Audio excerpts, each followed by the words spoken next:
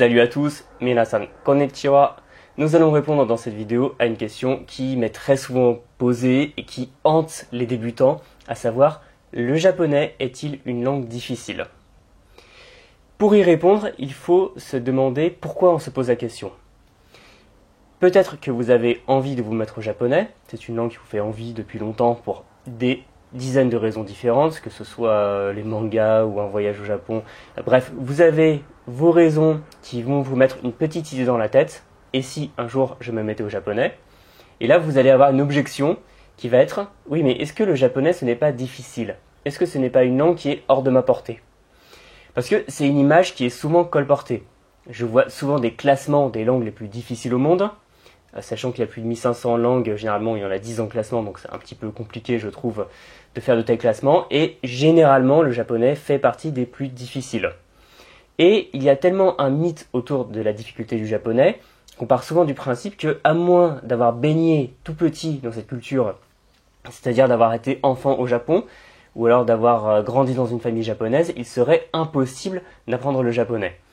Je vais vous montrer en quoi c'est faux, et on va voir ensemble ce qui est facile en japonais, parce qu'il y a des choses qui sont faciles en japonais, et ce qui est réellement plus difficile en japonais. Comme ça, vous aurez une vision non pas mythifiée du japonais, mais une vision réaliste qui va vous permettre de jeter les bases de votre apprentissage. Tout d'abord, il y a une problématique qui est majeure par rapport à la difficulté des langues, ça va être leur proximité, ou au contraire, leur éloignement avec le français, ou alors avec une langue que vous connaissez déjà. Et là, le japonais fait figure d'outsider, si on veut, parce que c'est une langue pratiquement isolée. Il appartient à une famille dite des langues japoniques, qui est particulièrement isolée elle-même. A contrario, le français fait partie des langues latines, et est proche, par exemple, de l'italien, de l'espagnol ou du portugais. Et il fait partie d'une famille plus large, des langues indo-européennes, ce qui le rapproche de langues qui sont plus éloignées, comme l'allemand, le russe ou même le persan. Et là, le japonais, vu qu'il fait partie d'une famille qui est très isolée, est très exotique, et donc il n'y a pas vraiment de point auquel vous allez pouvoir vous raccrocher quand vous apprenez le japonais. Alors que si vous apprenez l'espagnol, vu que ça ressemble beaucoup à du français, vu que c'est proche du français, vous aurez plein de points de proximité qui feront que vous serez en terrain connu. Alors qu'en japonais, c'est un saut dans l'inconnu. Mais c'est aussi ça qui fait la richesse d'une langue éloignée du français, c'est que vous allez bouleverser vos habitudes, vous allez penser différemment la langue, vous allez penser différemment la phrase, et ça va vous apporter énormément sur le plan intellectuel. Donc au lieu de voir ça comme quelque chose d'effrayant, vous voyez plutôt ça comme quelque chose de positif pour vous. Et pensez que, une fois qu'on a franchi cette barrière, il n'y a aucune langue qui est fondamentalement plus difficile qu'une autre. Laissez-moi vous donner un exemple. J'ai appris une langue qui est le finnois, qui est une langue qui ne fait pas partie des langues latines et qui ne fait pas partie non plus des langues indo-européennes, qui est donc assez éloignée du français. Donc pour nous, francophones, elle est assez difficile en théorie, mais j'ai rencontré des Estoniens qui parlent l'estonien, qui est une langue très proche du finnois, et pour qui ce n'était pas si difficile que ça. Donc pensez bien que quand on parle de difficulté, on parle avant tout d'éloignement, et oui, c'est vrai, le japonais est très éloigné du français, et oui, ça va vous demander de bouleverser vos habitudes, mais ça n'en fait pas intrinsèquement une langue difficile. Voyons à présent des points qui seront plus ou moins difficiles d'accès dans votre apprentissage. Le premier, le plus visible, c'est sans doute l'écriture. C'est vrai, le japonais utilise un système d'écriture différent d'une autre. Il y en a un qui s'appelle le romaji, qui correspond à l'alphabet latin, qui sert à transcrire le japonais en alphabet latin, mais il n'est pas utilisé dans la vie de tous les jours. Ou alors tout simplement pour des raisons stylistiques, mais pas plus loin. Donc si vous voulez apprendre le japonais, oui, vous devrez apprendre les systèmes d'écriture du japonais. Tout d'abord les kana, les hiragana qui servent à noter le japonais de manière courante, et les katakana qui servent plutôt à noter les noms étrangers en japonais, il faudra apprendre les deux. Et d'ailleurs, je vous invite à vous inscrire sur mon site Gambare en cliquant sur le lien dans la description, et vous recevrez un tableau pour les hiragana et les katakana pour pouvoir commencer à apprendre l'écriture japonaise. Déjà, ça c'est un premier point qui va poser problème, mais ensuite il y a les redoutables kanji. Les kanji qui sont les caractères chinois qui ont été adaptés au japonais. Et oui, pour parler japonais, il faudra en apprendre beaucoup. Il faudra savoir surtout les reconnaître, aussi les écrire, même s'il est de plus en plus facile de parler japonais sans savoir vraiment écrire les kanji. Il y a beaucoup de japonais pour qui c'est le cas. Mais bref, il faudra quand même les connaître. Et on considère que dans le cursus scolaire japonais, on apprend plus de 2000 kanji courants. Donc vous aussi, vous devrez apprendre les hiragana, les katakana, et ensuite passer aux kanji qui vont vous prendre des années. Donc oui, c'est vrai, c'est compliqué. Mais comme d'habitude, une fois qu'on a compris le fonctionnement d'un système, eh bien, il n'est pas forcément si compliqué. Parce que vous allez vous rendre compte, et là je pense que vous ne me faites pas confiance, mais croyez-moi, dans quelques années ce sera le cas, il devient plus facile au bout d'un moment de lire un texte avec des kanji que entièrement écrit en hiragana, parce que les kanji permettent de dissiper beaucoup d'ambiguïté dans le texte, parce qu'il y a beaucoup de mots en japonais qui se ressemblent, et le fait de les écrire en kanji permet de savoir exactement à quel mot on a affaire. Donc là aussi, c'est un point de difficulté, vous allez devoir apprendre l'écriture, mais pensez qu'il y a des langues qui s'écrivent avec l'alphabet latin, mais qui sont très différentes du français. Par exemple, le vietnamien s'écrit désormais avec l'alphabet latin, mais ça ne le rend pas forcément plus facile, parce que ça reste une langue très éloignée du français.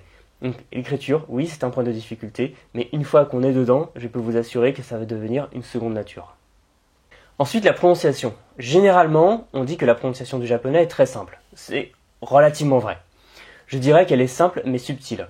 Elle est simple parce qu'il y a peu de sons dans la langue japonaise. C'est une langue assez pauvre phonétiquement, sans jugement de valeur, mais il y a peu de sons différents par rapport à d'autres langues. Ce qui fait qu'il y a moins de sons difficiles à apprendre, de sons exotiques que vous devrez apprivoiser.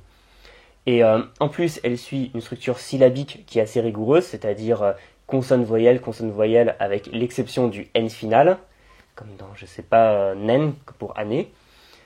Donc ça fait qu'il y aura peu d'amas de consonnes consécutives qui seront difficiles à prononcer, comme par exemple dans les langues slaves. Donc le japonais est relativement simple de ce côté-là, mais il y a des subtilités.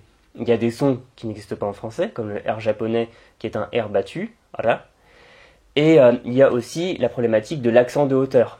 L'exemple le plus courant va être hashi pour des baguettes pour manger et hashi pour un pont. Hashi, hashi.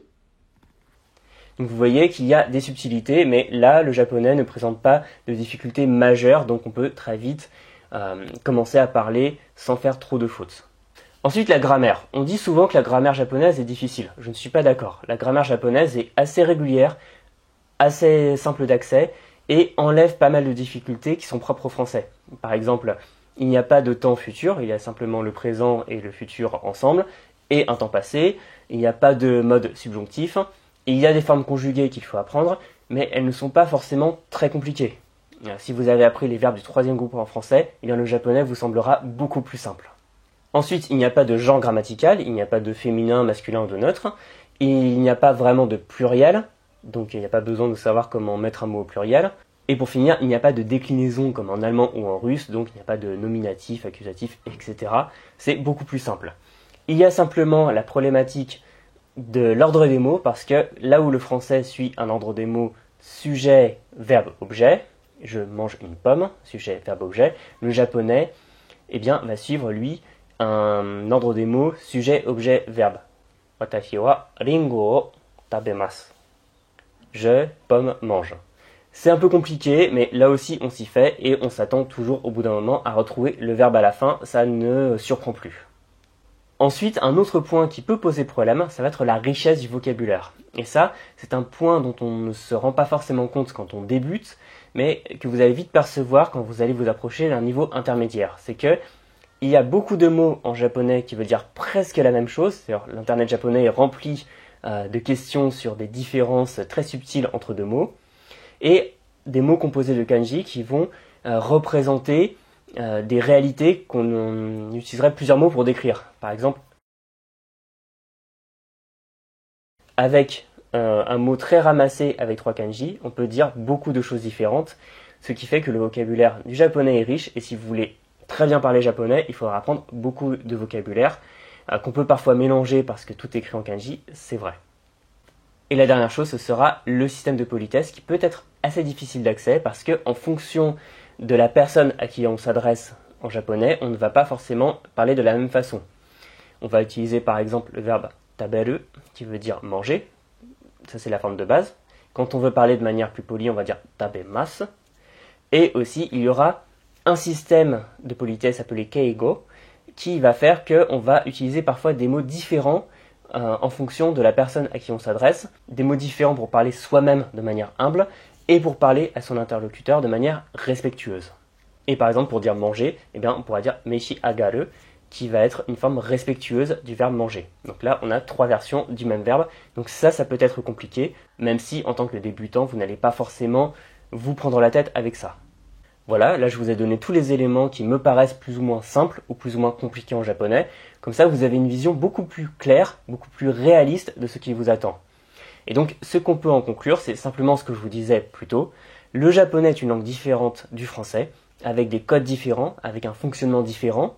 Donc, il faut se plonger dedans, il faut arriver à comprendre la logique qui sous-tend le japonais, mais ça ne le rend pas forcément plus facile ou plus difficile que le français, simplement différent. Il y aura des choses qui vont vous poser problème, c'est vrai. Vous allez parfois buter sur des formes verbales, sur des kanji que vous allez mélanger, voilà, sur ce genre de choses. Mais c'est normal, c'est le lot de toute langue. Et quelle que soit la langue que vous apprenez, vous aurez ce genre de problématiques. Donc si je peux vous donner un conseil, c'est ne pensez pas à la difficulté du japonais. On a vu ensemble les points qui peuvent poser problème ou non, et vous allez les voir au cours de votre apprentissage. Vous allez pouvoir les appréhender les uns après les autres tranquillement, mais il ne faut pas que le mythe sur la difficulté du japonais soit un frein à votre apprentissage. Ne renoncez pas à votre envie d'apprendre le japonais si vous pensez qu'il est difficile. Ce serait la pire erreur possible. Je vous conseille donc de vous y mettre, même si on vous dit que c'est difficile, même si on vous dit que vous n'y arriverez pas, tout le monde peut apprendre le japonais. Et si ça vous intéresse, cette chaîne est là pour ça. Vous pouvez vous abonner à la chaîne pour plus de vidéos sur le japonais, et vous pouvez, une fois de plus, vous inscrire sur mon site pour recevoir un kit de bienvenue très complet avec des tableaux pour apprendre à lire et écrire le japonais, une vidéo pour débutants en japonais, ainsi que des fiches pratiques. En tout cas, dites-moi dans les commentaires si vous avez trouvé le japonais difficile, ce qui vous a semblé simple ou au contraire ce qui vous a semblé compliqué. Et comme ça, on pourra apprendre cette langue beaucoup plus sereinement ensemble. Je vous dis à très bientôt. Matane.